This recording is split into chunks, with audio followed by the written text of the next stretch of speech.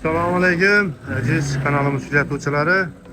Bugun xudo xolasa sizlarni Hazarasda Optum sement narxlari bilan tanishtirib o'tamiz.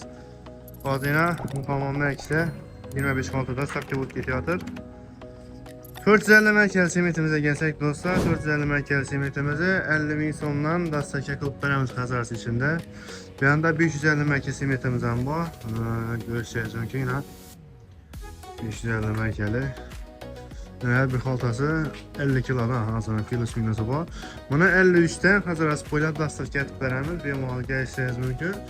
Xolasanızda telefonu baytasılar apparib yetkazib beramiz. Bu yerda sementdan tashqari setka, qora qog'oz, qora kulanka bor do'stlar. Bemalol kimga nima kerak bo'lsa aytasizlar, xudo xolasa dastak qilib beradilar do'stlar.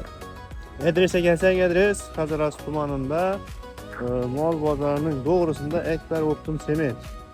Telefon nomerlari aytib o'tamiz: 94 311 0710. Shu nomerlarga telefon qilasizlar, bemalol sement kerakmi, qora qog'oz kerakmi? Yana bir narsa aytib o'taman, bizda tumbalar ham mavjud do'stlar. Har xil razmerda. Tumbalarimiz kam qoldi, xudo xolasa yana qizishi bilan kuydirishni boshlaymiz. Yer bo'lsangiz, yuzakda bo'lib turadi, tombalar yerda. Yandan bak. Adres bir göstermem size yol üstünden.